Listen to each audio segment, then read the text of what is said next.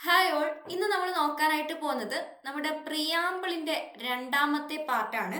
കഴിഞ്ഞ ക്ലാസ്സിൽ നമ്മൾ പ്രിയാമ്പിളിന്റെ പാർട്ട് 1 പഠിച്ചിരുന്നു. പാർട്ട് 1 നമ്മൾ എന്തൊക്കെയാണ് പഠിച്ചത്? പ്രിയാമ്പിൾ എന്താണ്, അതിന്റെ ഇൻട്രൊഡക്ഷൻ പഠിച്ചിരുന്നു. അതിനകത്ത് ആ ഒരു പ്രിയാമ്പിളിൽ ഉൾപ്പെടുത്തിയിരിക്കുന്ന ടെക്സ്റ്റുകൾ എന്തൊക്കെയാണ്, ഓരോന്നും എന്തിനെയൊക്കെ പറയുന്നു, ജസ്റ്റ് ഒരു ഇൻട്രൊഡക്ഷൻ നമ്മൾ പറഞ്ഞു. അതുപോലെ അതിന്റെ സോഴ്സ് എന്താണ്, നേച്ചർ എന്താണ്, ഒബ്ജക്റ്റീവ്സ് എന്താണ്, നമ്മുടെ പ്രിയാമ്പിളിൽ പറഞ്ഞേക്കുന്ന ഡേറ്റ് എന്താണ്, ഇതെല്ലാം നമ്മൾ കഴിഞ്ഞ ക്ലാസ്സിൽ ഡിസ്കസ് ചെയ്തതാണ്. ഇന്ന് നമ്മൾ നോക്കാനായിട്ട് പോകുന്നത് കീവേഡ്സ് ഇൻ ദ പ്രിയാമ്പിൾ ആണ്. ഓക്കെ, അപ്പൊ നമ്മുടെ കീവേഡ്സ് എന്തൊക്കെയാണ്?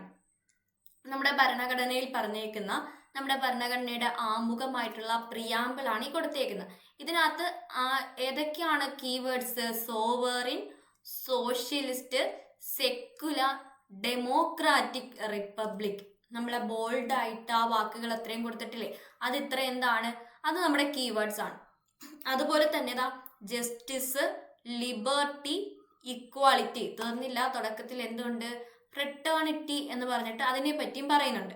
അപ്പൊ ഇത്രയാണ് നമ്മുടെ ഭരണഘടനയിലെ പ്രിയാമ്പിളിൽ പറഞ്ഞിരിക്കുന്ന എന്താണ് കീവേഡ്സ് എന്ന് പറയുന്നത്. ഇനി നമുക്കിത് ഓരോന്നും എന്താണ് എന്ന് ഡീറ്റെയിൽ ആയിട്ടാണ് നമുക്ക് പഠിക്കാനായിട്ടുള്ളത്.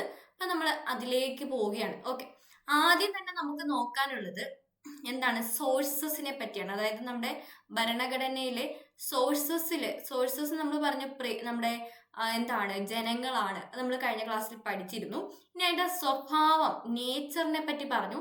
നേച്ചറിലാണ് ഏതൊക്കെ വരുന്നത്? Sovereign, socialist, secular, democratic, republic വരുന്നത്. ഓക്കെ, ഇനി ഒബ്ജക്റ്റീവ്സിലാണ് നമ്മളിപ്പോൾ ലാസ്റ്റ് പറഞ്ഞ ജസ്റ്റിസും ലിബർട്ടിയും ഇക്വാളിറ്റിയും വരുന്നത്.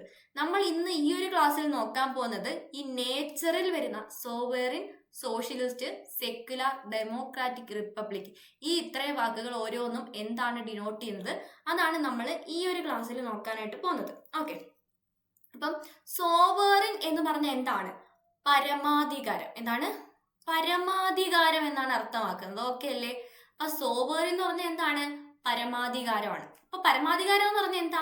ഒരു രാജ്യം കംപ്ലീറ്റ്ലി ഇൻഡിപെൻഡന്റ് ആയിട്ട് നിൽക്കുന്ന അവസ്ഥ. അതായത് മറ്റൊരു രാജ്യത്തിനെ ഡിപ്പെൻഡ് ചെയ്യുകയോ മറ്റൊരു രാജ്യത്തിന്റെ ഡോമിനന്റ് സ്റ്റാറ്റസോ നമുക്കില്ല. നമ്മൾ എന്താ ചെയ്യുന്നത്?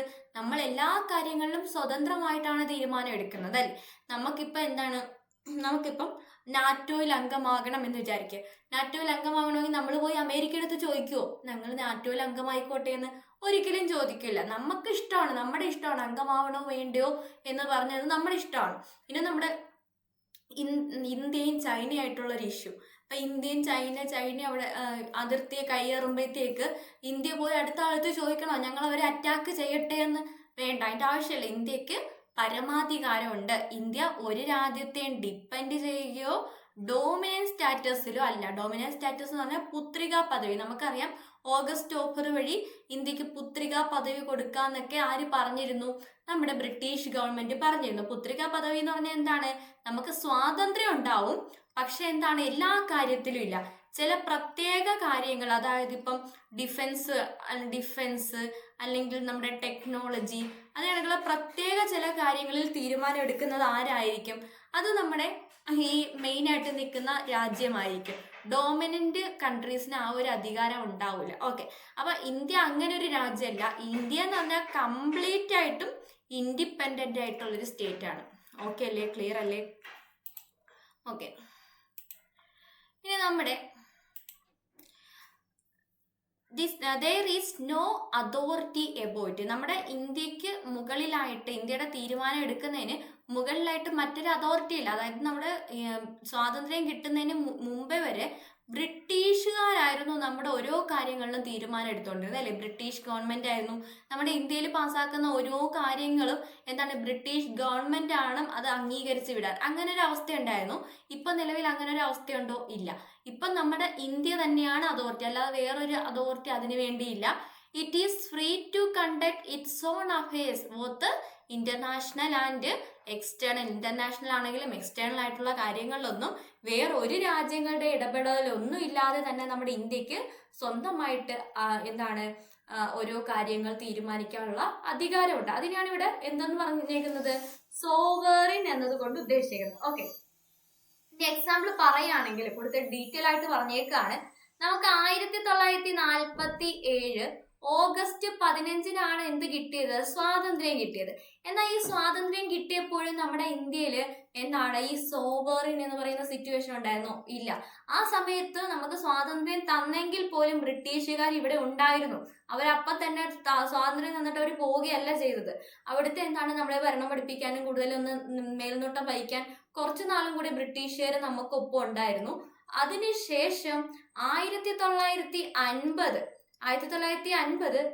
ജനുവരി 26 നമ്മുടെ ഇന്ത്യ റിപ്പബ്ലിക് ആയതോടുകൂടിയാണ് നമുക്ക് ഈ സോവറിൻ എന്ന് പറയുന്ന അധികാരം നമ്മളിലേക്ക് എത്തിയത്. മനസ്സിലായോ? അപ്പൊ 1947 ഓഗസ്റ്റ് 15 നമുക്ക് സ്വാതന്ത്ര്യം കിട്ടുമ്പോൾ നമുക്ക് സോവറിൻ സ്റ്റാറ്റസ് ഉണ്ടായിരുന്നില്ല. 1950 ജനുവരി 26 ഇന്ത്യ റിപ്പബ്ലിക് ആയതോടുകൂടിയാണ് നമുക്ക് എന്ത് കിട്ടിയത്? സോവറിൻ സ്റ്റാറ്റസ് കിട്ടിയത്. ഓക്കെ അല്ലേ? ക്ലിയർ അല്ലേ? ഓക്കെ. ഇനി നെക്സ്റ്റ് നമ്മുടെ 1949 ആയപ്പോഴേക്ക് ഇന്ത്യ ഏതിൽ അംഗത്വം സ്വീകരിച്ചു? കോമൺവെൽത്ത് അംഗത്വം സ്വീകരിച്ചു. അപ്പൊ എന്താണ് കോമൺവെൽത്ത് ഓഫ് നേഷൻസ് എന്ന് പറയുന്നത്? എന്താണ് കോമൺവെൽത്ത് ഓഫ് നേഷൻസ്? ബ്രിട്ടീഷുകാരുടെ പരമാധികാരം ഉണ്ടായിരുന്ന രാജ്യങ്ങൾ, അതായത് ബ്രിട്ടീഷ് കോളനി ആയിരുന്ന രാജ്യങ്ങളുടെ ഒരു സംഘടനയാണ് ഏതെന്ന് പറയുന്നത് ബ്രിട്ടീഷ് കോമൺവെൽത്ത്. അതിന്റെ ഹെഡ് അല്ലെങ്കിൽ അതിന്റെ അധികാരം കൈയാളിയിരുന്നത് ആര് തന്നെയാണ്? ബ്രിട്ടീഷ് ഗവൺമെന്റ് തന്നെയാണ്. ബ്രിട്ടീഷ് ക്രൗൺ തന്നെയായിരുന്നു കോമൺവെൽത്തിന്റെ ഹെഡായിട്ട് ഇരുന്നത്. ഓക്കെ. എന്നാലും ഈ ഒരു ബ്രിട്ടീഷ് നമ്മൾ സ്വാതന്ത്ര്യം കിട്ടിയതേ ഉള്ളൂ. സ്വാതന്ത്ര്യം കിട്ടിയിട്ട് 2 വർഷമേ ആയുള്ളൂ. അപ്പൊ വീണ്ടും അങ്ങനെ ഒരു ബ്രിട്ടീഷുകാർക്ക് കീഴിലുള്ള ഒരു സംഘടനയിൽ ഇന്ത്യ പോയി ജോയിൻ ചെയ്തപ്പോൾ പലർക്കും ആശയക്കുഴപ്പങ്ങൾ ഉണ്ടായിരുന്നു. പക്ഷെ അങ്ങനെ ഒരു ആശയക്കുഴപ്പത്തിന്റെ ആവശ്യം അവിടെ ഇല്ല. കാരണം ഇന്ത്യ സോവറിൻ രാജ്യമാണ്. നമ്മൾ അങ്ങനെ ഒരു കോമൺവെൽത്ത് രാജ്യങ്ങളുടെ കൂട്ടായ്മയിൽ നമ്മുടെ ഇന്ത്യ ജോയിൻ ചെയ്ത് എന്തിനു വേണ്ടിയാണ്? മറ്റ് രാജ്യങ്ങളുമായിട്ടുള്ള ഒരു റിലേഷൻ, എന്താണ് അതർ കൺട്രീസുമായിട്ടുള്ള റിലേഷൻ ബന്ധപ്പെടുത്താൻ വേണ്ടി. നമ്മൾ ഒരു രാജ്യമായിട്ട് ഒരു കമ്മ്യൂണിക്കേഷനും ഇല്ല. നമ്മൾ അങ്ങോട്ട് സ്വാതന്ത്ര്യം കിട്ടി വന്നേ ഉള്ളൂ. നമുക്ക് ഓരോ രാജ്യം എങ്ങനെയാണെന്ന് പോലും അറിയില്ല. അങ്ങനെ ഒരു സിറ്റുവേഷനിൽ നമുക്ക് പിന്നെ ഫ്യൂച്ചറിലുള്ള വളർച്ചയൊക്കെ സാധ്യമാവോ? ഒരിക്കലും ഇല്ല. അതിനു വേണ്ടി ഒരു റിലേഷൻഷിപ്പിന് വേണ്ടിയാണ് ഇന്ത്യ ഏതിൽ അംഗമായത്? കോമൺവെൽത്ത് നേഷൻസിന്റെ ആ ഒരു കൂട്ടായ്മയിൽ അംഗമായത്. ഓക്കെ. അല്ലാതെ അങ്ങനെ ഒരു സംഘടനയിൽ രൂപം കൊണ്ട് അങ്ങനെ കേറി അതിൽ ജോയിൻ ആയി എന്നൊന്നും പറഞ്ഞ് ഇന്ത്യയുടെ സോവറിനിറ്റിയെ അത് ഒരു രീതിയിലും ബാധിക്കില്ല എന്നാണ് പറയുന്നത്. അതുപോലെ അതിനുശേഷം ഇന്ത്യ ഏതിൽ അംഗത്വം സ്വീകരിച്ചു? ഏതിലാണ്? നമ്മുടെ UNO-യിലും ഇന്ത്യ അംഗമായി. UNO എപ്പോഴാണ്? നമ്മുടെ 2ാം ലോക മഹായുദ്ധത്തിന് ശേഷമാണ് UNO ഫോം ചെയ്തത്. അങ്ങനെ ഒരു യുദ്ധം ഉണ്ടാവുകയാണെങ്കിൽ യുദ്ധത്തിന് എതിരെ നിൽക്കുന്ന ആ ഒരു സംഘടന അതിൽ ഇന്ത്യ ഭാഗമായില്ലെങ്കിൽ എന്താണ്? മറ്റു രാജ്യങ്ങൾക്ക് നമ്മളെ അറ്റാക്ക് ചെയ്യാനുള്ള ടെൻഡൻസി കൂടും. അപ്പൊ അതിൽ നമ്മുടെ ഇന്ത്യ അംഗമായി. അതിലും അംഗമായി എന്ന് പറഞ്ഞ നമ്മുടെ തീരുമാനങ്ങളിൽ ഈ സംഘടനകളൊന്നും ഇടപെടാനായിട്ട് നമ്മുടെ ഇന്ത്യ സമ്മതിക്കില്ല. മനസ്സിലായോ? അതെനിക്ക് സോവറിനിറ്റി എന്ന് പറഞ്ഞാൽ അതാണ്. നമ്മൾ ഏത് സംഘടനയുടെ ഭാഗമായാലും എന്തായാലും നമുക്ക് തീരുമാനം എടുക്കാനുള്ള അവകാശത്തെ അത് ബാധിക്കില്ല. No way to constitute a limitation on her sovereignty. ഒരു രീതിയിലും ഇങ്ങനൊരു സംഘടനയിലെ ഭാഗമായി എന്ന് പറഞ്ഞ് നമ്മുടെ സോവറിനിറ്റി അത് ലിമിറ്റ് ചെയ്യത്തില്ല. Being sovereign state, India can either acquire A foreign territory or create a part of its territory in favor of a foreign state. ഈ സോവറിനിറ്റി എന്ന് പറയുന്നത് ഈ ഒരു കാര്യം മാത്രമല്ല ഉദ്ദേശിക്കുന്നത്. മറ്റൊരു രീതിയിൽ പറയുകയാണെങ്കിൽ നമുക്ക് ഒരു ഫോറിൻ ടെറിട്ടറിയെ അക്വയർ ചെയ്യാനുള്ള അധികാരമുണ്ട്. അതായത് ഇപ്പം നമ്മുടെ ബ്രിട്ടീഷുകാർ ഇന്ത്യ വിട്ട് പോകുന്ന സമയത്ത് നമ്മുടെ ഗോവ എന്ന് പറയുന്ന ഭാഗം നമ്മുടെ ഇന്ത്യയുടേതല്ലായിരുന്നു അല്ലെ. അപ്പൊ അങ്ങനെ ഇന്ത്യയുടെ അല്ലാതിരുന്ന ഒരു ഭാഗമാണ് നമ്മുടെ ഗോവ. അപ്പം ഗോവയെ നമ്മൾ എന്താണ് ഇന്ത്യയോട് കൂട്ടിച്ചേർക്കുകയല്ലേ ചെയ്തത്. അപ്പോഴാണ് അത് ഇന്ത്യയുടെ ഭാഗമായിട്ട് മാറിയത് അല്ലെ. അപ്പൊ അങ്ങനെ ഒരു രാജ്യത്തെ അല്ലെങ്കിൽ ഒരു ടെറിട്ടറിന്റെ ഏതെങ്കിലും ഒരു ഭാഗത്തെ അല്ലെങ്കിൽ ഒരു ടെറിട്ടറിയെ മുഴുവനായിട്ടോ അങ്ങനെ നമ്മുടെ ഇന്ത്യയിലേക്ക് അക്വയർ ചെയ്യാനുള്ള അധികാരം ആർക്ക് കിട്ടും? സോവറിൻ സ്റ്റേറ്റ് എന്നതുകൊണ്ട് കിട്ടും. ഓക്കെ. അതുപോലെ തന്നെ seed A part of its territory in favour of A foreign state. അതുപോലെ തന്നെ നമ്മുടെ ഏതെങ്കിലും ഒരു ഭാഗത്തെ മറ്റൊരു രാജ്യത്തിന് ഒരു ഫേവറായിട്ട് നമുക്ക് മറ്റു രാജ്യങ്ങൾക്ക് കൊടുക്കാനും പറ്റും. അതായത് നമ്മുടെ ബംഗ്ലാദേശിന്റെ ഇടനാഴിയൊക്കെ നമ്മളെ ബംഗ്ലാദേശിന് വേണ്ടി ഇന്ത്യ ഇടനാഴി വിട്ടുകൊടുത്ത കാര്യമൊക്കെ നമ്മൾ കറണ്ട് അഫയേഴ്സിലൊക്കെ പഠിച്ചിട്ടുള്ളതാണ്. അപ്പൊ ബംഗ്ലാദേശിന് ഇന്ത്യ പല സ്ഥലങ്ങളും വിട്ടുകൊടുത്തിട്ടുണ്ട്. അപ്പൊ അതും നമ്മുടെ സോവറിറ്റിയുടെ പാർട്ടാണ്. നമ്മൾ കൊടുക്കാൻ നിൽക്കുമ്പോഴത്തേക്ക് പാകിസ്ഥാൻ വന്ന് പറയോ അത് പറ്റൂല, അങ്ങനൊന്നും കൊടുക്കാൻ പറ്റൂലെന്ന്. അങ്ങനെ ഒരു രാജ്യത്തിന് നമ്മുടെ ഇങ്ങനെയുള്ള കാര്യങ്ങൾ, ഇന്റേണൽ ആയിട്ടുള്ള കാര്യങ്ങളിലും എക്സ്റ്റേണൽ ആയിട്ടുള്ള കാര്യങ്ങളിൽ ഇടപെടാൻ സാധിക്കില്ല. എക്സാമ്പിൾ പറയുകയാണെങ്കിൽ നമ്മുടെ ജമ്മു കാശ്മീരിനെ ഇപ്പൊ റീസെന്റ് ജമ്മു കാശ്മീരിനെ നമ്മൾ എന്താക്കി മാറ്റി? ജമ്മു കാശ്മീർ എന്ന് പറയുന്ന സംസ്ഥാന പദവി മാറ്റിയിട്ട് ജമ്മു കാശ്മീർ, ലഡാക്ക് അങ്ങനെ 2 കേന്ദ്രഭരണ പ്രദേശങ്ങളാക്കി മാറ്റി. അത് പാകിസ്ഥാനൊക്കെ അതിനകത്ത് ഇടപെടാൻ വന്നിരുന്നു. പക്ഷെ അത് എന്തെങ്കിലും കാര്യമുണ്ടോ? ഒരു കാര്യമില്ല. ഇന്ത്യയുടെ ഇന്റേണൽ ആൻഡ് എക്സ്റ്റേണൽ കാര്യങ്ങളിൽ ഇടപെടാൻ മറ്റു രാജ്യങ്ങൾക്ക് അധികാരമില്ല. അത് ഇന്ത്യയുടെ പരമാധികാരത്തിന്റെ ഭാഗമാണ്. ഓക്കെ, ക്ലിയർ അല്ലേ? ഓക്കെ, ഇനി നമുക്ക് പഠിക്കാനായിട്ടുള്ളത് സോഷ്യലിസ്റ്റിനെ പറ്റിയാണ്. ഈ സോഷ്യലിസ്റ്റ് എന്ന് പറയുന്ന ആശയം നമ്മുടെ ഭരണഘടന രൂപീകരിക്കുന്ന സമയത്ത് ഉണ്ടായിരുന്നില്ല.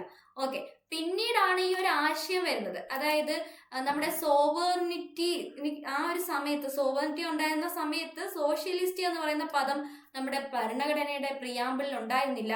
അത് എപ്പോഴാണ് ആഡ് ചെയ്തത്? 42nd അമെൻമെന്റിൽ 1976 42ാമത്തെ അമെൻമെന്റ് 1976 42ാമത്തെ അമെൻമെന്റ് പ്രകാരമാണ് ഈ സോഷ്യലിസ്റ്റ് എന്ന് പറയുന്ന ആശയം എന്തിലേക്ക് വന്നത്? നമ്മുടെ ഇന്ത്യൻ ഭരണഘടനയിൽ ആഡാക്കിയത്. ഇന്ത്യൻ ഭരണഘടനയിൽ ഏതിൽ ആഡാക്കിയത്? പ്രിയാമ്പിളിൽ ആഡാക്കിയത്. ഓക്കെ ആണല്ലോ?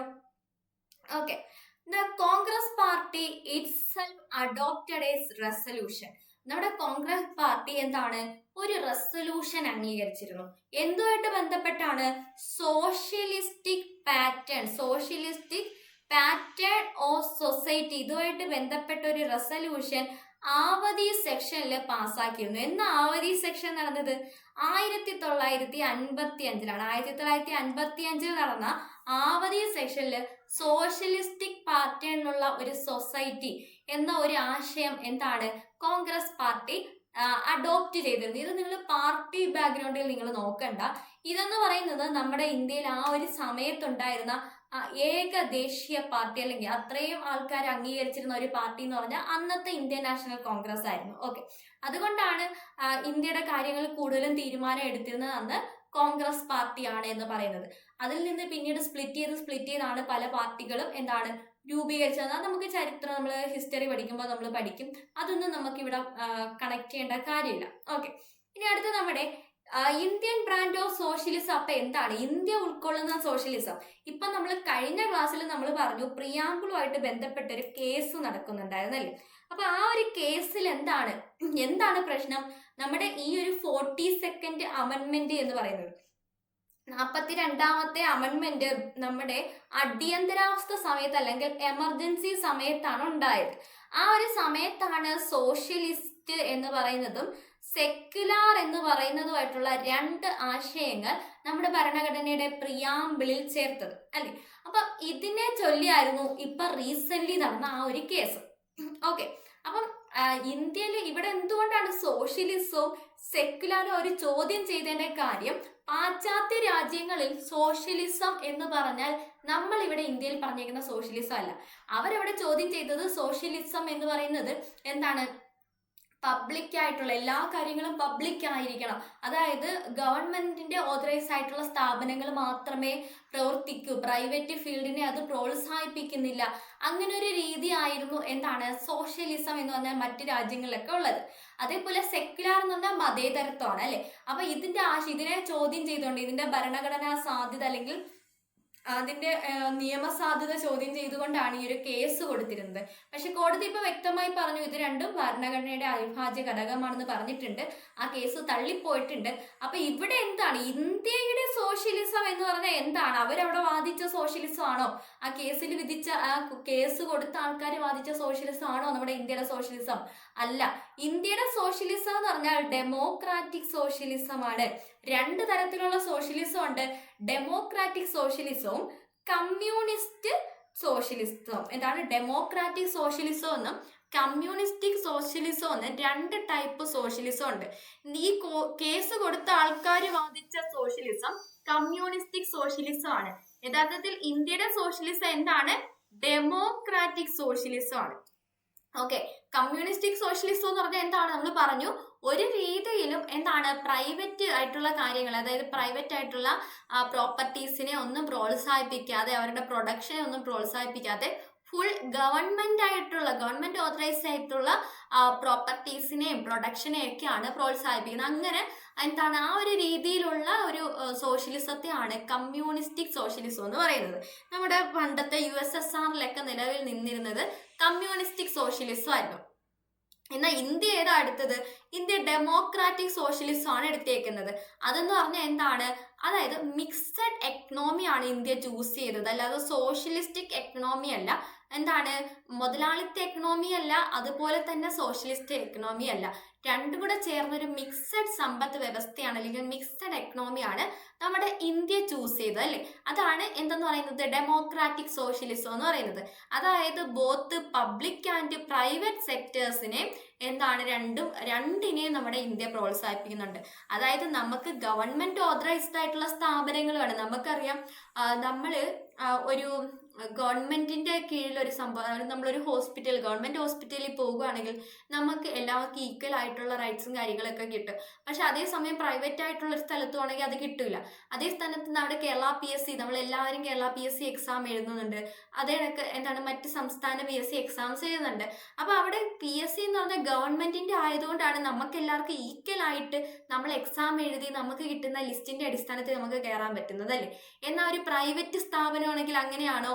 അവര് ജസ്റ്റ് ഇന്റർവ്യൂ നടത്തും, അവിടെ കുറച്ച് എന്താണ് പേഴ്സണലി അറിയാവുന്ന ആൾക്കാരെയും അല്ലെങ്കിൽ മറ്റ് പാർട്ടിന്ന് അങ്ങനെ പല സ്ഥലത്ത് നിന്ന് ഇൻഫ്ലുവൻസ് ഉള്ള ആൾക്കാരൊക്കെ കയറിപ്പോവും.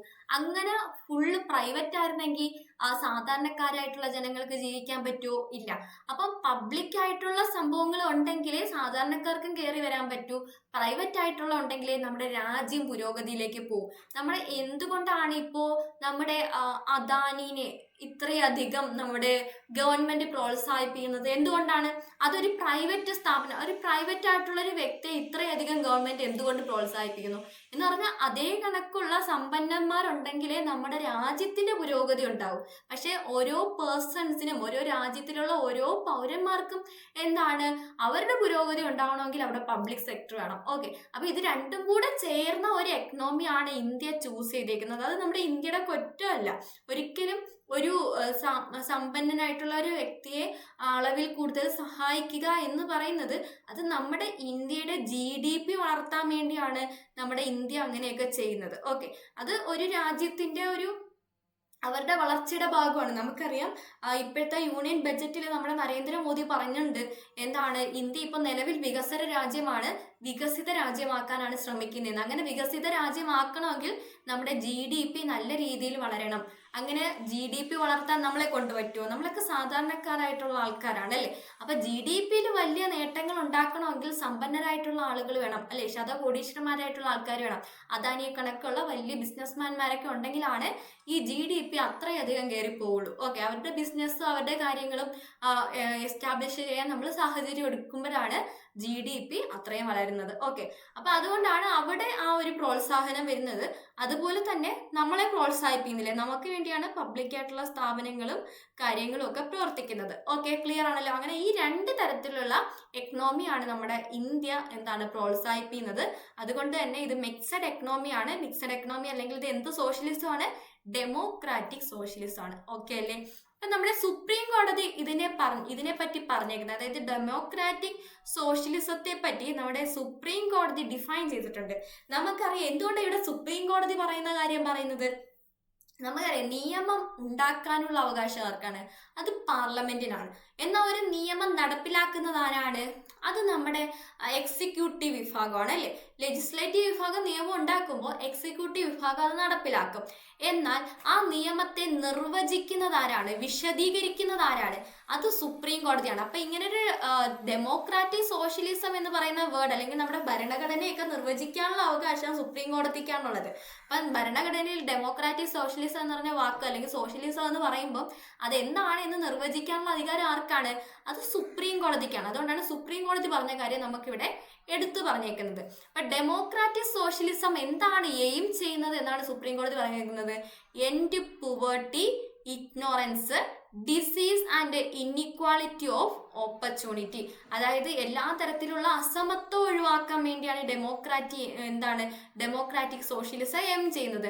എന്താണ്, പുവേർട്ടി ഇല്ലാതാക്കാനും ഇഗ്നോറൻസ് ഇല്ലാതാക്കാനും ഡിസീസസിലൊക്കെ അതിനകത്തൊക്കെ എല്ലാവർക്കും സമത്വം ഉണ്ടാക്കാനും ഇൻഇക്വാളിറ്റി ഓഫ് ഓപ്പർച്യൂണിറ്റി അവസര സമത്വം ഉണ്ടാക്കാനും ഇതൊക്കെയാണ് ഡെമോക്രാറ്റിക് സോഷ്യലിസം കൊണ്ട് നമ്മൾ ഉദ്ദേശിക്കുന്നത്. Okay, Indian socialism is A blend of Marxism and Gandhism. എന്താണ് ഇന്ത്യൻ സോഷ്യലിസം എന്ന് പറഞ്ഞാൽ, എന്താണ് മാർക്സിസത്തിന്റെയും ഗാന്ധിസത്തിന്റെയും കൂടെ ഒരു ബ്ലെൻഡ് ആണ് എന്നാണ് സുപ്രീം കോടതി പറഞ്ഞിരിക്കുന്നത്. ഓക്കെ അല്ലേ, അതും അറിഞ്ഞു വെച്ചേക്കാം. ഇനി ഈ പറഞ്ഞ ഈ സോഷ്യലിസം ഒക്കെ വലിയ പരാജയമായിരുന്നു. അതായത് ആ നമ്മൾ കൊണ്ടുവന്ന സമയത്തുണ്ടായിരുന്ന സോഷ്യലിസം അല്ല ഇപ്പൊ നിലവിൽ ഇപ്പൊ രൂപപ്പെട്ടു വന്നിരിക്കുന്ന മോഡേൺ സോഷ്യലിസം. ഓക്കെ, അതായത് നമ്മുടെ നെഹ്റു ഒക്കെ പ്രധാനമന്ത്രിയായിരുന്ന ആ ഒരു സമയത്ത് നമ്മുടെ ഇന്ത്യയിൽ ഈ ഒരു ആശയങ്ങൾ കൊണ്ടുവന്നു. അതായത് പബ്ലിക്കും ഉണ്ടായിരുന്നു പ്രൈവറ്റും ഉണ്ടായിരുന്നെങ്കിലും കൂടുതൽ അധികാരങ്ങൾ ആർക്കായിരുന്നു, അത് നമ്മുടെ പബ്ലിക്കിന് തന്നെയായിരുന്നു. പ്രൈവറ്റിന് ഇത്ര ഉണ്ടായിരുന്നില്ല, പ്രൈവറ്റിനെ പ്രോത്സാഹിപ്പിക്കുന്നില്ലായിരുന്നു എന്ന് തന്നെ പറയാം. ആ നെഹ്റു ഒക്കെ വന്ന സമയത്ത് ഇങ്ങനെയൊന്നും അല്ലായിരുന്നു. ഓക്കെ, നമ്മൾ പറഞ്ഞു ഇത് എപ്പോഴാണ് ആഡ് ചെയ്തത്, 1976 ആഡ് ചെയ്തത്. അതിന് മുമ്പൊക്കെ സോഷ്യലിസ്റ്റ് ഒന്നും ഉണ്ടായിരുന്നെങ്കിലും അത്ര കണ്ട രീതിയിലൊന്നും ഉണ്ടായിരുന്നില്ല. ഓക്കെ, അതായത് നമ്മൾ NCERT എക്കണോമിക്സ് പഠിച്ചപ്പോൾ നമ്മൾ പഠിച്ചതാണ് 1950 തൊട്ട് 1990 വരെയുള്ള ഇന്ത്യൻ എക്കണോമി എങ്ങനെയായിരുന്നു. അതായത് നമ്മൾ പബ്ലിക് ഫീൽഡ് മാത്രം, അതായത് ഇന്ത്യയുടെ സമ്പത്ത്, അതായത് പ്രൈവറ്റ് ഉണ്ടായിരുന്നെങ്കിൽ പോലും കയറ്റുമതിനെ ഇറക്കുമതിനെ ഒന്നും പ്രോത്സാഹിപ്പിക്കുമായിരുന്നില്ല. അതുപോലെ ഇന്ത്യ ഉണ്ടാക്കുന്ന സാധനങ്ങൾ ഇന്ത്യക്കാർക്ക് മാത്രം, അങ്ങനെ ഒരു പ്രത്യേക രീതിയിലായിരുന്നു കൊണ്ടുപോയത്. അപ്പോഴത്തേക്ക് നമ്മുടെ ഇന്ത്യൻ സമ്പത്ത് വ്യവസ്ഥ തകരാനായിട്ട് തുടങ്ങി അല്ലേ. അങ്ങനെ ആ ഒരു തകർച്ചയിൽ നിന്ന് കരകയറാനായിട്ട് ന്യൂ എക്കണോമിക് പോളിസി നമ്മൾ കൊണ്ടുവന്നിരുന്നു 1991. ഈ ഒരു ചാപ്റ്റർ കഴിഞ്ഞതിന് ശേഷം നമ്മളിനി അടുത്തതായിട്ട് പഠിക്കാൻ പോകുന്ന NCERT ചാപ്റ്റർ ഈ ഒരു കണ്ടന്റ് വരുന്നതായിരിക്കും കേട്ടോ. 90 വരെ നമ്മൾ പഠിച്ചു നിർത്തിയിട്ടുണ്ട്.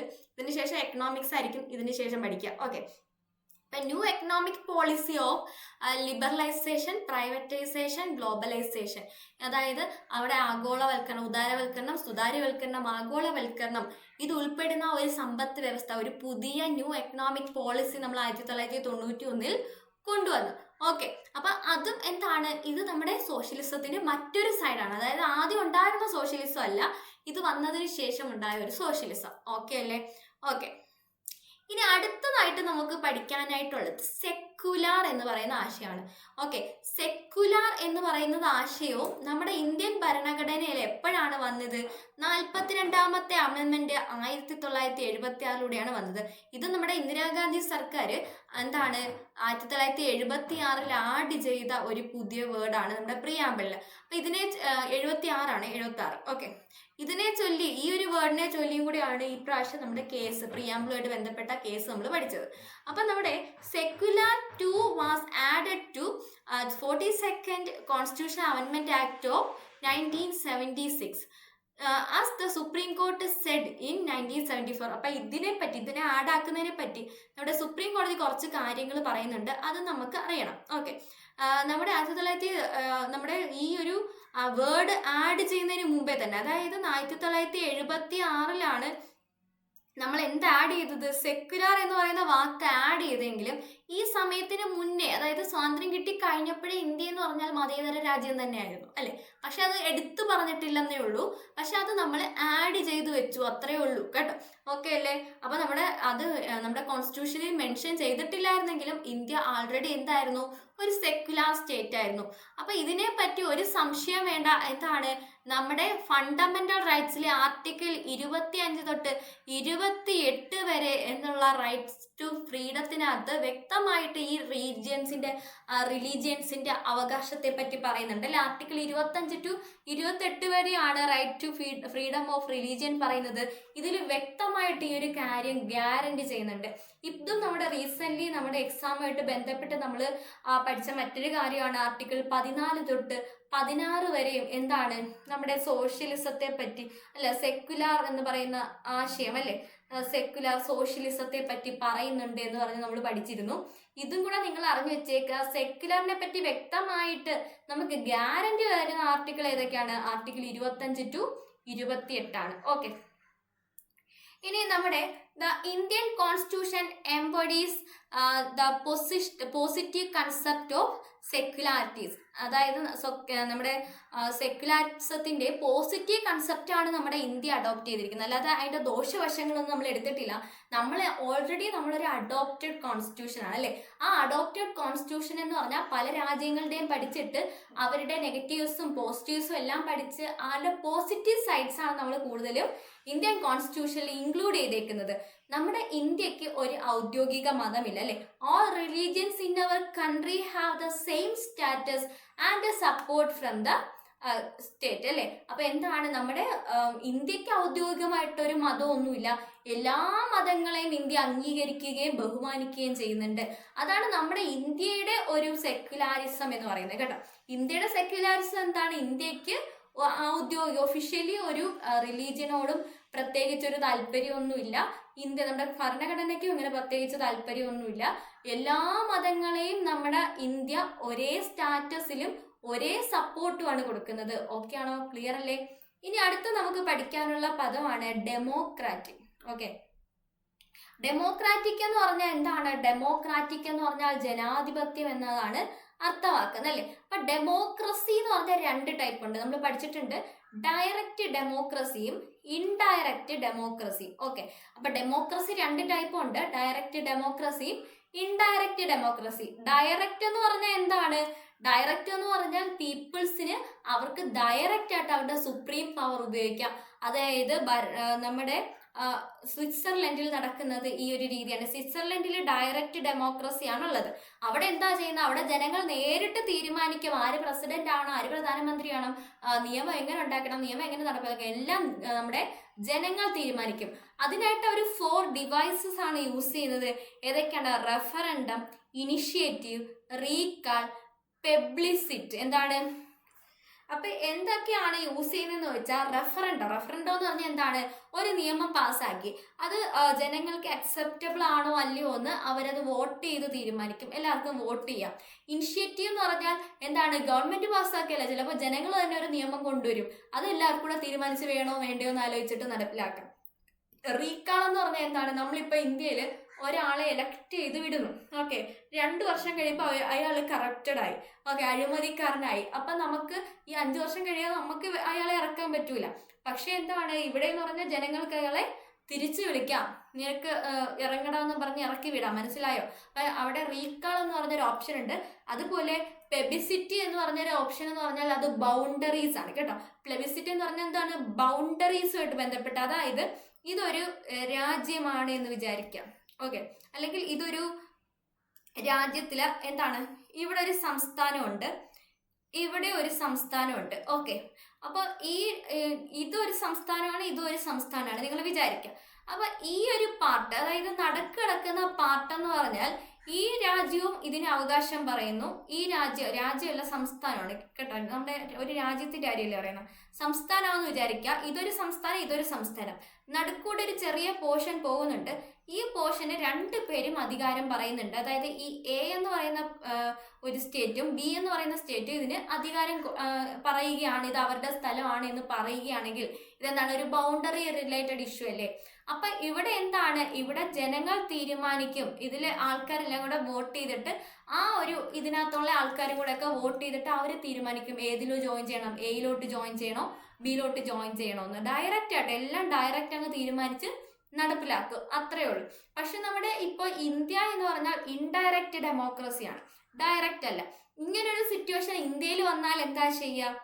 നമ്മളെടുത്ത് ചോദിക്കോ? ഇല്ല. നമ്മൾ അത് തീരുമാനം എടുത്തു കഴിഞ്ഞിട്ടായിരിക്കും നമ്മൾ അറിയാം അല്ലേ?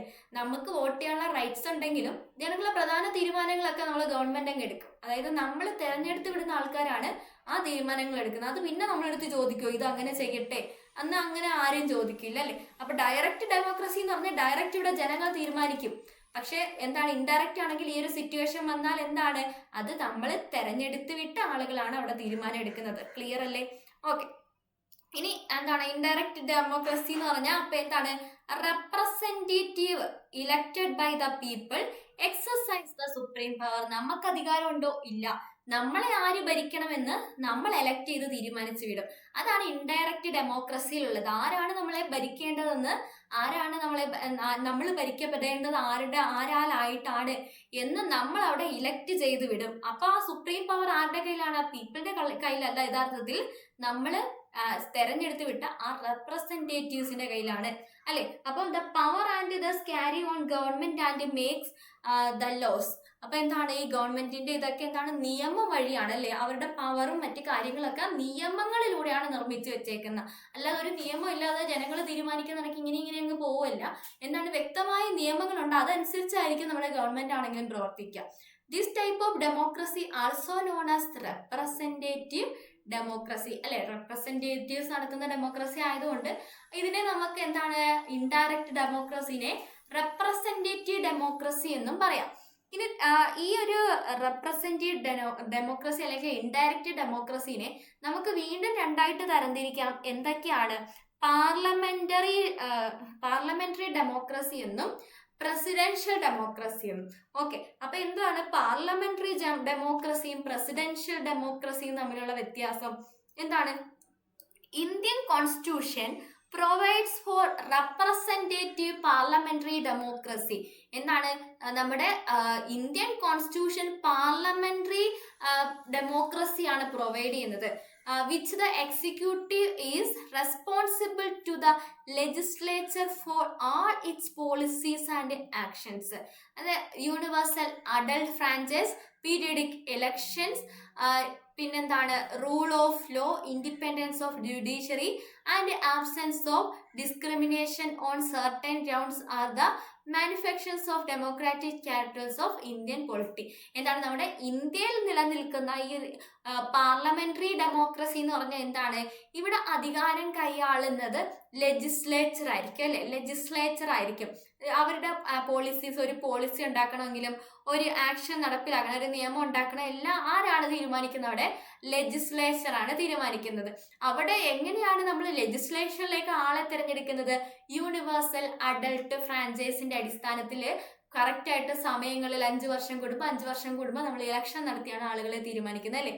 Rule of law, independence of judiciary, absence of discrimination of certain grounds, ഇതൊക്കെ നമ്മുടെ ഈ ഒരു ഡെമോക്രസിയുടെ പ്രത്യേകതയാണ്. അതായത് ഒരു പ്രത്യേക നിയമം ഉണ്ടായിരിക്കും, ജുഡീഷ്യറിക്ക് ഇൻഡിപെൻഡന്റ് ആയിട്ടുള്ള അധികാരം ഉണ്ടായിരിക്കും, വേർതിരിവൊന്നും ഉണ്ടാവില്ല, അങ്ങനെയല്ല. ഇതെല്ലാം നമ്മുടെ ഈ പറയുന്ന പാർലമെന്ററി ഡെമോക്രസിയുടെ പ്രത്യേകതയാണ്. ഓക്കെ. ഈ പാർലമെന്ററി ഡെമോക്രസി നമ്മുടെ ഇന്ത്യയിലാണ്. പ്രസിഡൻഷ്യൽ ഡെമോക്രസി എവിടെയാണ്? US പോലെയുള്ള രാജ്യങ്ങളിലാണ് പ്രസിഡൻഷ്യൽ ഡെമോക്രസി ഉള്ളത് കേട്ടോ.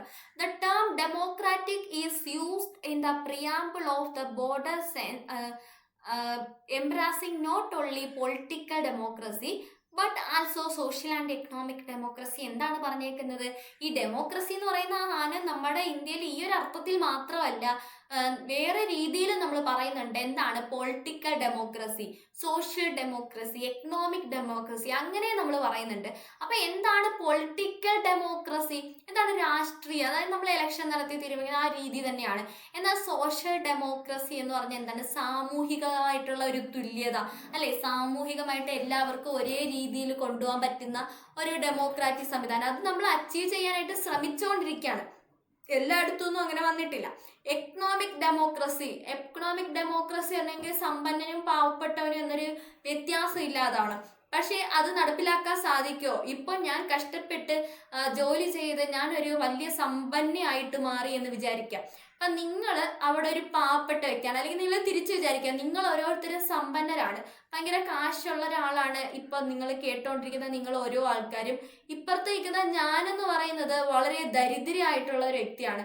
അപ്പം ഗവൺമെന്റ് ഈ സമ്പത്തിന്റെ ആ ഒരു ഇക്വാളിറ്റി ഉണ്ടാക്കാൻ വേണ്ടി, ആ ഒരു എന്താണ് എക്കണോമിക് ഡെമോക്രസി ഉണ്ടാക്കാൻ വേണ്ടി നിങ്ങളുടെ കയ്യിലിരിക്കുന്ന പൈസ എല്ലാം മേടിച്ച് എനിക്ക് തന്നാലുള്ള അവസ്ഥ എന്തായിരിക്കും?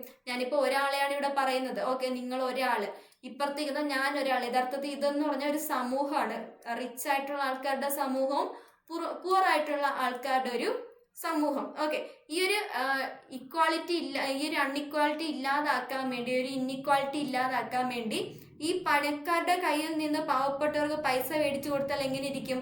ഇയാൾക്ക് കഷ്ടപ്പെട്ട് ഇയാളുടെ ലൈഫ് റിച്ച് ആക്കാനുള്ള ആ ഒരു അധികാരം ഇല്ലാതാക്കിയല്ലേ ചെയ്യുന്നത്. അയാളുടെ കഷ്ടപ്പെട്ടുണ്ടാക്കിയ പൈസ കവർന്ന് മറ്റൊരാൾക്ക് കൊടുക്കുന്ന നല്ല കാര്യമാണോ? അങ്ങനെയാണെങ്കിൽ ആർക്കും ജോലി ചെയ്യാതിരുന്നാൽ പോരെ, പൂറായിട്ടിരുന്നാൽ മറ്റുള്ളവരെ കയ്യിൽ നിന്ന് കിട്ടുമല്ലോ, അല്ലേ? അപ്പൊ അതെന്തായാലും എന്താണ് നമ്മുടെ സമൂഹത്തിൽ നടക്കില്ല. പക്ഷെ ഇത് കൈവരിക്കാനായിട്ട് നമ്മൾ എന്താ ചെയ്യുന്നത്? എക്കണോമിക് ഡെമോക്രസി കൈവരിക്കാനായിട്ട് റിച്ച് ആയിട്ടുള്ളവരെ കയ്യിൽ നിന്ന് മേടിച്ചു കൊടുക്കണോ? ഇല്ല, അവരെ സപ്പോർട്ട് ചെയ്ത് അവർക്ക് വളരാൻ വേണ്ടിയുള്ള സാഹചര്യം നമ്മൾ കൊടുക്കും. ഒപ്പം എന്താണ് പാവപ്പെട്ടവരായിട്ടുള്ള പൂറായിട്ടുള്ള ആൾക്കാരെ ഉന്നതിയിലേക്ക് കൊണ്ടുവരാനായിട്ട് നമ്മൾ സ്കീംസ് നടപ്പാക്കും, അല്ലെ? ഗവൺമെന്റ് സ്കീംസ് നടപ്പിലാക്കി അവരെ വളരാനായിട്ട് സഹായിക്കും. നമുക്കിപ്പോൾ അറിയാം, സ്വയം തൊഴിൽ സംരംഭങ്ങളും ഒക്കെ കൊണ്ടുവരുന്നുണ്ട്, അല്ലെങ്കിൽ തൊഴിൽ നൈപുണ്യ പരിപാടികൾ കൊണ്ടുവരുന്നുണ്ട്. അപ്പൊ അങ്ങനെ എന്താണ് തൊഴിലില്ലാത്തവർക്ക് തൊഴിൽ ചെയ്ത് വേണമെങ്കിൽ രക്ഷപ്പെടാനുള്ള ഓപ്ഷൻസ് നമ്മുടെ ഗവൺമെന്റ് കൊടുക്കും. അങ്ങനെയൊക്കെ അത് അച്ചീവ് ചെയ്യാനായിട്ട് ശ്രമിക്കുന്നുണ്ട്. ഓക്കെ, അങ്ങനെയാണ് നമ്മുടെ കോൺസ്റ്റിറ്റ്യൂഷൻ, നമ്മുടെ ഇന്ത്യൻ്റെ ഡെമോക്രസി പോകുന്നത്. The dimension was stressed by doctor BR Ambedkar. ഈ ഒരു കാര്യത്തെ പറ്റി, ഈ ഒരു ഡെമോക്രസിയെ പറ്റി നമ്മുടെ അംബേദ്കർ ഒരു കാര്യം പറയുന്നുണ്ട്. 1949 നവംബർ 25 കോൺസ്റ്റിറ്റ്യൂന്റ് അസംബ്ലിയിൽ ഒരു കാര്യം പറഞ്ഞു. എന്താണ്? Political democracy cannot last unless there lies at the base of social democracy. അപ്പൊ എന്താണ് നമ്മുടെ പൊളിറ്റിക്കൽ ഡെമോക്രസി എന്ന് പറയുന്നത് സോഷ്യൽ ഡെമോക്രസി ഇല്ലെങ്കിൽ സാധ്യമാവില്ല എന്ന് നമ്മുടെ ആര് പറയുന്നുണ്ട്? അംബേദ്കർ പറയുന്നുണ്ട്, അല്ലേ? അതുപോലെ it's means a way of life which recognises liberty, equality and fraternity. എന്താണ്? ലിബർട്ടി, ഇക്വാലിറ്റി, ഫ്രറ്റേണിറ്റി ഇതൊന്നും ഇല്ലെങ്കിൽ എന്താണ് ഈ ഒരു പൊളിറ്റിക്കൽ ഡെമോക്രസി സാധ്യമാവില്ല. അതായത് നിങ്ങളിങ്ങനെ ആലോചിച്ച് നോക്കുക, ഫ്രറ്റേണിറ്റി ഇല്ല, ഓക്കെ, സാഹോദര്യമില്ല, ജനങ്ങൾ തമ്മിൽ സാഹോദര്യം ഇല്ല, ബാക്കിയെല്ലാം ഉണ്ട്. ഓക്കെ, അങ്ങനെയാണ് പോകുന്നത്. അപ്പൊ അങ്ങനെ ഒരു സ്റ്റേറ്റ് എന്ന് പറയുന്നത് ഒരു ചെറിയ വഴക്കുണ്ടെങ്കിൽ പോലും അത് ഭയങ്കര രീതിയിലാവും. അവർക്ക് ആ ഒരു വഴക്കിനെ നിയന്ത്രിക്കാൻ പോലീസുകാർക്ക് മാത്രമേ പറ്റൂ. ഓക്കെ, അങ്ങനെയാണെങ്കിൽ അതൊരു പോലീസ് സ്റ്റേറ്റ് ആയിട്ട് മാറും, അല്ലെങ്കിൽ ഒരു ഭരണത്തിലിരിക്കുന്ന ആൾക്കാർക്ക് മാത്രമേ അവരെ പിടിച്ചു നിർത്താൻ പറ്റൂ. അല്ലാതെ തമ്മിലൊരു ഒരു സോൾവ്, നമുക്ക് പറയാം, നമ്മളെ വീടിൻ്റെ അപ്പുറത്തൊരു വഴക്ക് കിടക്കുന്നു, വഴക്ക് കിടക്കുമ്പോൾ പോലീസുകാർ വന്നിട്ടാണോ അത് ഇടപെടുന്നത്, അതോ നമ്മൾ ഇറങ്ങി ചെന്ന് അത് സോൾവ് ചെയ്യാൻ നോക്കുമോ? അങ്ങനെയാണ്, മനസ്സിലായോ? അപ്പൊ ഫ്രറ്റേണിറ്റി ഇല്ലെങ്കിൽ അത് എന്തായിട്ട് മാറും? ഒരു പോലീസ് സ്റ്റേറ്റ് ആയിട്ട് മാറും. അതേ കണക്ക് ഈ 3 വാക്കുകളും, ഈ 3 കാര്യങ്ങളും പരസ്പരം ഇന്റർലിങ്ക്ഡ് ആണ്. ഇതൊരു ട്രൈനിറ്റി ആണെന്ന് നമ്മുടെ അംബേദ്കർ പറയുന്നുണ്ട്. അപ്പൊ ഫ്രറ്റേണിറ്റി ഇല്ലെങ്കിൽ ആ ഒരു സ്റ്റേറ്റ്, ആ ഒരു രാജ്യം എന്ന് പറയുന്നത് ഒരു പോലീസ് സ്റ്റേറ്റ് ആയിട്ട് മാറും. ഇനി ഇക്വാലിറ്റി ഇല്ലെങ്കിലോ, അസമത്വമാണെങ്കിലോ, അസമത്വമാണെങ്കിൽ ജോലിയുടെ കാര്യത്തിലാണെങ്കിലും ജീവിക്കുന്ന കാര്യത്തിലാണെങ്കിലും പണക്കാരനും പാവപ്പെട്ടവനും ഒക്കെ ആണെങ്കിലും എന്താണ്, അതും ഈ പറയുന്ന പൊളിറ്റിക്കൽ ഡെമോക്രസീനെ ബാധിക്കും, അല്ലേ? ഓക്കെ, അപ്പോൾ അടുത്ത നിങ്ങളിപ്പോൾ ആലോചിച്ച് വെക്കുക, പൊളിറ്റിക്കൽ ഡെമോക്രസിയിൽ നിങ്ങൾക്ക് കാശുള്ളവർ അവർക്ക് ഇഷ്ടപ്പെട്ട ആൾക്കാരെ എലക്ട് ചെയ്ത് വിടുന്നു, കാശില്ലാത്തവർക്ക് വോട്ട് ചെയ്യാം, അല്ലെങ്കിൽ അവരുടെ വോട്ടിന് കുറച്ച് വാല്യൂ ഉള്ളൂ. അങ്ങനെയൊക്കെ ആണെങ്കിൽ നമ്മുടെ ഡെമോക്രസി സാധ്യമാവില്ല, അതാണ് ഉദ്ദേശിക്കുന്നത്. അതുപോലെ ഇനി എന്താണ്, ഫ്രീഡം ഇല്ലെങ്കിലുള്ള അവസ്ഥ എന്തായിരിക്കും? ഫ്രീഡം ഇല്ലെങ്കിൽ അവർക്ക് ഇന്നോവേഷൻസ് ഉണ്ടാവില്ല, അല്ലേ? അപ്പം അങ്ങനെ കുറേ കാര്യങ്ങളുണ്ട്. അപ്പം ഇതൊക്കെ എന്ന് പറഞ്ഞാൽ പരസ്പരം ലിങ്ക്ഡ് ആയിട്ടുള്ള കാര്യങ്ങളാണ് എന്ന് അറിഞ്ഞു വെച്ചേക്കാം. ഓക്കെ, സെറ്റല്ലേ? ഇനി അടുത്ത് എന്താണ്, ഇതിനെപ്പറ്റി നമ്മുടെ സുപ്രീം കോടതി പറഞ്ഞേക്കുന്നതെന്ന് പറഞ്ഞാൽ എന്താണ്, 1997 ഈ പറയുന്ന എന്താണ് നമ്മുടെ ലിബർട്ടി, ഇക്വാലിറ്റി, ലിബർട്ടിനെ പറ്റി, അല്ലെങ്കിൽ നമ്മുടെ ഡെമോക്രസിനെ പറ്റി നമ്മുടെ സുപ്രീം കോടതി പറഞ്ഞേക്കുന്നത്. അതായത് നമ്മുടെ constitution envisions to establish an egalitarian social order rendering to every citizen social, economic and political justice in a social and economic democracy of Bharat republic. നമ്മുടെ ഭാരതത്തിന്റെ റിപ്പബ്ലിക്, നമ്മുടെ ഇന്ത്യയെ റിപ്പബ്ലിക് എന്ന് പറയുന്നത് അല്ലേ. അപ്പൊ നമ്മുടെ റിപ്പബ്ലിക് ആയിട്ടുള്ള ഈ ഒരു ഇന്ത്യയിൽ ഈ പറയുന്ന സോഷ്യലും എക്കണോമിക് പൊളിറ്റിക്കൽ ജസ്റ്റിസ് എല്ലാ പൗരന്മാർക്കും എത്തിച്ചു കൊടുക്കാൻ വേണ്ടിയാണ് നമ്മളെ ഇന്ത്യ ശ്രമിക്കുന്നത് എന്ന് കോൺസ്റ്റിറ്റ്യൂഷനിൽ പറയുന്നുണ്ട് എന്ന് നമ്മുടെ സുപ്രീം കോടതി പറയുന്നുണ്ട്. ഓക്കെ അല്ലേ, ജസ്റ്റ് അത്ര അറിഞ്ഞു വെച്ചിരുന്നാൽ മതി.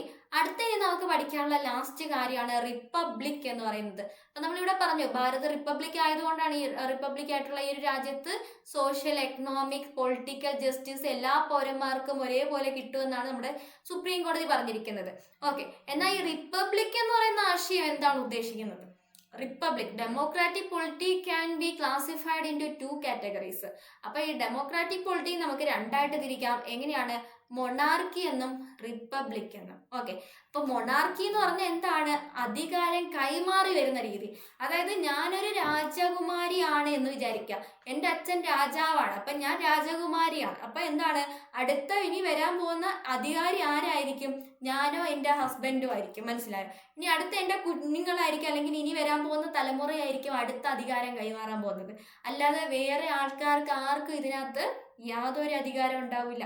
അതായത് എപ്പോഴും അടിമകളായിരിക്കും, പ്രജകൾ എപ്പോഴും പ്രജകളായിരിക്കും, രാജാക്കന്മാരുടെ ഫാമിലി എപ്പോഴും രാജാക്കന്മാരായിരിക്കും. ഓക്കെ, അതാണ് monarchy.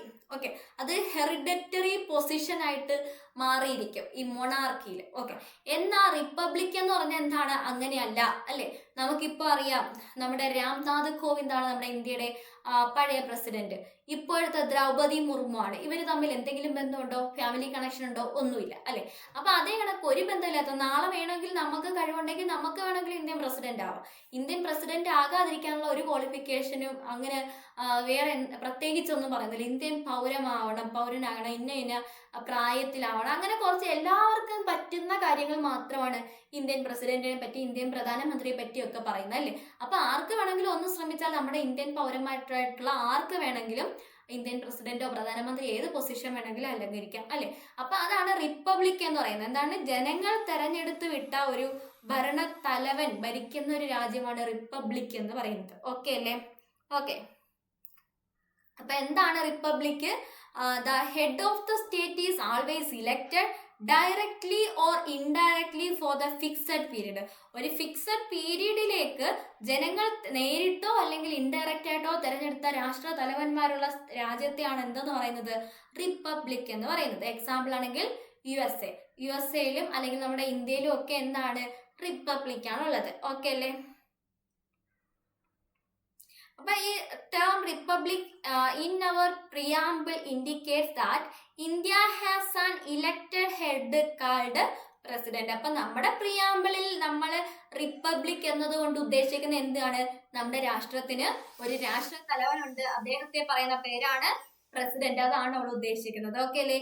He or she is elected indirectly for fixed period of 5 years. അദ്ദേഹത്തെ നമ്മൾ 5 വർഷത്തേക്കാണ് തെരഞ്ഞെടുക്കുന്നത്. ഓക്കെ അല്ലേ? ഓക്കെ, ഇനി republic also means 2 more things. Republics മറ്റു ചില കാര്യങ്ങളും കൂടെ അർത്ഥമാക്കുന്നുണ്ട്. എന്താണ്? On vesting of political sovereignty in the people and not in a single individual like a king. Second, the absence of any privileged class and hence all public office being open to every citizen without any discrimination. എന്താ പറഞ്ഞേക്കുന്നത്? നമ്മുടെ ഈ ഒരു നമ്മൾ തിരഞ്ഞെടുക്കപ്പെട്ട ആ ഒരു വ്യക്തി എന്ന് പറയുന്നത് ഒരു സിംഗിൾ ഇൻഡിവിജ്വൽ ആയിട്ടുള്ള ഒരു കിങ് അല്ല അല്ലെ. അദ്ദേഹത്തിന് ഇപ്പം നമ്മൾ ഇങ്ങനെ തിരഞ്ഞെടുക്കപ്പെട്ട ഒരു രാഷ്ട്ര തലവൻ നമുക്കുണ്ട്, ഒരു പ്രസിഡന്റ് ഉണ്ട് എന്ന് പറഞ്ഞ് പ്രസിഡന്റിനാണോ സർവാധികാരം നമ്മുടെ രാജ്യത്ത്? നമുക്കറിയാം, പ്രസിഡന്റിന് നമ്മൾ ജസ്റ്റ് എന്താണ് അധിക അധികാരങ്ങളൊന്നും കൊടുക്കാതെ ഒരു പാവയെ പോലെ വെച്ചേക്കാണ്. കൂടുതലും കാര്യങ്ങൾ ചെയ്യുന്ന ആരാണ്? പ്രധാനമന്ത്രിയാണ് അല്ലെ. അപ്പൊ അതേ കണക്ക് നമ്മൾ ഇതേ കണക്ക് ഓരോരുത്തർക്ക് കൊടുക്കുന്നെങ്കിൽ ഇവരുടെ കൈകളെല്ലാം എന്തുകൊണ്ട് ബന്ധിതമാണ്?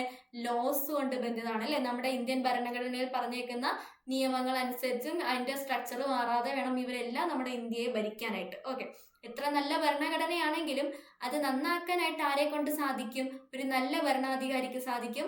മോശമാക്കാനാണെങ്കിൽ എത്ര മോശം ഭരണഘടനയാണെങ്കിലും അത് മോശമാക്കാനായിട്ടും ഒരു മോശം ഭരണാധികാരിക്ക് സാധിക്കും. അതായത് എത്ര നല്ല ഭരണഘടന നമ്മൾ ഉണ്ടാക്കി വെച്ചാലും അത് കൈയാളുന്നത് മോശക്കാരനാണെങ്കിൽ ആ ഭരണഘടന മോശമാവും, നല്ലതാണെങ്കിൽ നല്ലതാവും. ഇനി മോശം ഭരണഘടനയാണെങ്കിലും കൈയാളുന്നത് ഒരു നല്ല വ്യക്തിയാണെങ്കിൽ ആ ഭരണഘടന നല്ലതായിരിക്കും എന്ന് പറഞ്ഞത് ആരാണ്? അത് നമ്മുടെ BR അംബേദ്കർ ആണ് കേട്ടോ. അതുപോലെ തന്നെ ഇവിടെ എന്ന് പറഞ്ഞാൽ എല്ലാ ഭരണഘടനയിൽ ബന്ധിതമാണ് നമ്മുടെ എല്ലാ ഈ പറയുന്ന വ്യക്തികളുടെ, ഈ പറയുന്ന പ്രസിഡന്റിന്റെ എല്ലാ അധികാരങ്ങളും. അല്ലാതെ പ്രസിഡന്റിനെ എലക്ട് ചെയ്തെന്ന് വെച്ചാൽ അദ്ദേഹത്തിന് സർവാധികാരം കൊടുക്കുന്നില്ല. ഓക്കെ, എല്ലാവരും പരസ്പരം ഇന്റർ കണക്റ്റഡ് ആണ്. നമ്മുടെ ലെജിസ്ലേച്ചറും നമ്മുടെ ജുഡീഷ്യറിയും എല്ലാം കൂടെ ചേർന്നാണ്, എക്സിക്യൂട്ടീവ് എല്ലാം കൂടെ ചേർന്നതാണ് നമ്മുടെ ആ ഒരു മൊത്തത്തിലുള്ള പരമാധികാരം എന്ന് പറയുന്നത്. ഓക്കെ അല്ലേ? അതുപോലെ തന്നെ ഇവിടെ ഒരു പ്രിവിലേജ്ഡ് ക്ലാസ്സിന് പ്രത്യേക അധികാരം, അല്ലാതെ ഒരു താഴ്ന്ന എന്താണ് ഡിസ്ക്രിമിനേഷൻ ആയിട്ട് അധികം വളർന്നു വരാത്ത അല്ലെങ്കിൽ പിന്നോക്ക വിഭാഗത്തിൽ നിൽക്കുന്ന പൈസ ഇല്ലാത്ത അവർക്ക് വേറൊരു രീതി അങ്ങനെയൊന്നുമില്ല. എല്ലാവരും എന്താണ് ഇന്ത്യൻ സിറ്റിസൺസ് ആണ്. പ്രിവിലേജ്ഡ് ക്ലാസ് ആണെങ്കിലും പിന്നോക്ക ബാക്ക്വേർഡ് ആയിട്ട് നിൽക്കുന്ന ആൾക്കാരാണെങ്കിലും എല്ലാവരും ഇന്ത്യൻ സിറ്റിസൺ ആണ് എന്ന് മനസ്സിലാക്കിക്കൊണ്ട് എല്ലാവർക്കും ഒരേ ഒരേ സംഭവമാണ്, ഒരേ ഡിസ്ക്രിമിനേഷൻ ആണെങ്കിൽ അല്ലെങ്കിൽ എന്താണ് ഒരേ രീതിയിൽ നമ്മുടെ പബ്ലിക് ഓഫീസസിൽ നമുക്ക് ചെല്ലാനും നമ്മുടെ ആവശ്യങ്ങൾ പറയാനും നമ്മുടെ കാര്യങ്ങളൊക്കെ സാധ്യമാക്കാനും ഒക്കെ സാധിക്കും അല്ലേ? അതായത് ഇന്ത്യ എന്ന് പറയുന്നത് റിപ്പബ്ലിക് ആണ്. ഇന്ത്യ റിപ്പബ്ലിക് ആണ് എന്ന് പറഞ്ഞാൽ ഇന്ത്യക്ക് തെരഞ്ഞെടുക്കപ്പെട്ട ഒരു രാഷ്ട്രത്തലവനുണ്ട്. അദ്ദേഹത്തിന് ഫുള്ള് സർവാധികാരം ഉണ്ടോ? ഇല്ല. അദ്ദേഹത്തിന് ഒരു ഇൻഡിവിജ്വൽ ലൈക്ക് കിങ് ഒന്നുമല്ല, നമ്മുടെ ഒരു കൂട്ടം ജനങ്ങളുടെ ഒരു റെപ്രസെൻറ്റേറ്റീവ് ആണ് അല്ലേ? അപ്പൊ അതിനനുസരിച്ചുള്ള ചില ലിമിറ്റേഷൻസ് ആർക്ക് വരും? ഈ പറയുന്ന വ്യക്തിക്ക് ഉണ്ടാവും. അതുപോലെ തന്നെ പാവപ്പെട്ടവനോ പണക്കാരനെന്നോ ഒന്നും വ്യത്യാസമില്ല. അങ്ങനെ എല്ലാവർക്കും ഒരേ രീതിയിലുള്ള സമത്വം ഇവിടെ സാധ്യമാകും. പക്ഷെ ഒരു കാര്യമുണ്ട്, പ്രൈവറ്റ് മേഖലയിൽ ഇത് സാധ്യമല്ല കേട്ടോ. നമ്മുടെ ഇന്ത്യ ഇങ്ങനെയുള്ള അവകാശങ്ങളെല്ലാം തരുന്നു എന്ന് പറഞ്ഞ് പ്രൈവറ്റിൽ അവിടെ ഇപ്പൊ ഇന്ത്യ നമ്മുടെ ഒരു എക്സാമ്പിൾ പറയുകയാണെങ്കിൽ നമ്മുടെ ഒരു ജോലിയുടെ കാര്യം, ഗവൺമെന്റ് ജോലിയുടെ കാര്യം പറയുമ്പോഴത്തേക്ക് equality before mens and womens, എല്ലാവർക്കും തുല്യ സമത്വമാണ്. സെക്സ്, റിലീജിയൻ, കാസ്റ്റ് വെച്ചിട്ട് ഈക്വൽ ആയിട്ട് എടുക്കണം, ഈക്വൽ സാലറി തരണം. ഇതൊക്കെ നമ്മുടെ ഏതിൽ വരുന്നതാണ്? ഭരണഘടനയിൽ പറഞ്ഞേക്കുന്നതാണ്. പക്ഷെ ഒരു പ്രൈവറ്റ് സ്ഥാപനത്തിൽ പോയിട്ട് അയാൾക്ക് അത്ര കൊടുത്തു എനിക്ക് ഇത്രേ തരുന്നുള്ളൂ എന്ന് പറഞ്ഞ് നമുക്കവിടെ വാദിക്കാനുള്ള അവകാശമില്ല. ഓക്കെ, അത് പ്രൈവറ്റ് സ്ഥാപനമാണ്. അവിടെ ഇത്ര ഗേൾസിനെ എടുത്തു, ഇത്ര പുരുഷന്മാരെ എടുത്തു, അല്ലെങ്കിൽ പെണ്ണുങ്ങളെ എടുത്തില്ല, അല്ലെങ്കിൽ ആണുങ്ങളെ എടുത്തില്ല, അങ്ങനെ ഒന്നും പറയാനുള്ള അവകാശം നമുക്കില്ല. പക്ഷെ അതൊരു ഗവൺമെന്റ് സ്ഥാപനമാണെങ്കിൽ നമുക്ക് ഈ പറയുന്ന എല്ലാ അധികാരങ്ങളും ഉണ്ടായിരിക്കും കേട്ടോ. ചില ലിമിറ്റേഷൻസ് ഉണ്ട്, അറിഞ്ഞു വെച്ചേക്കാം. അപ്പൊ ഇത്രയാണ് നമ്മൾ ഇന്നത്തെ ക്ലാസ്സിൽ പഠിക്കുന്നത്. എന്താണ് നമ്മൾ ഇന്ന് പഠിച്ചത്? നമ്മൾ ഇന്ന് പഠിച്ച സെക്ഷൻ എന്ന് പറഞ്ഞാൽ നമ്മുടെ പ്രിയാമ്പിളിൽ ഉൾപ്പെടുത്തിയിരുന്ന നേച്ചർ ഓഫ് കോൺസ്റ്റിറ്റ്യൂഷനിൽ വരുന്ന ചില വാക്കുകളാണ് നമ്മൾ ഇന്ന് ഡീറ്റെയിൽ ആയിട്ട് പഠിച്ചത്. ഇനി അടുത്ത ക്ലാസ്സിൽ നമ്മൾ ഇതിന്റെ ഒബ്ജക്റ്റീവ്സിൽ, നമ്മുടെ പ്രിയാമ്പിളിൽ നമ്മുടെ ഭരണഘടനയുടെ ഒബ്ജക്റ്റീവ്സ് ആയിട്ട് കൊടുത്തേക്കുന്ന ബാക്കി കാര്യങ്ങൾ, അതായത് ജസ്റ്റിസ്, ലിബർട്ടി, ഇക്വാളിറ്റി, ഫ്രട്ടേണിറ്റി, ഇത് ഇത്രയും നമ്മൾ അടുത്ത ക്ലാസ്സിലായിരിക്കും പഠിക്കാം. ഓക്കെ അല്ലേ? അപ്പം ക്ലാസ് നിങ്ങൾക്ക് ഉപകാരപ്പെട്ടു എന്ന് വിചാരിക്കുന്നു. ഉപകാരപ്പെട്ടുവെങ്കിൽ ക്ലാസ്സിന്റെ താഴെ കമന്റ് ഇടാനും ക്ലാസ് ലൈക്ക് ചെയ്യാനും, നിങ്ങൾക്ക് ഇഷ്ടപ്പെട്ടിട്ടുണ്ടെങ്കിൽ മറ്റുള്ളവരിലേക്ക് ഷെയർ ചെയ്യാനും മറക്കണ്ട. അടുത്ത ക്ലാസ്സിൽ കാണാം. അതുവരെ എല്ലാവർക്കും ഗുഡ് ബൈ.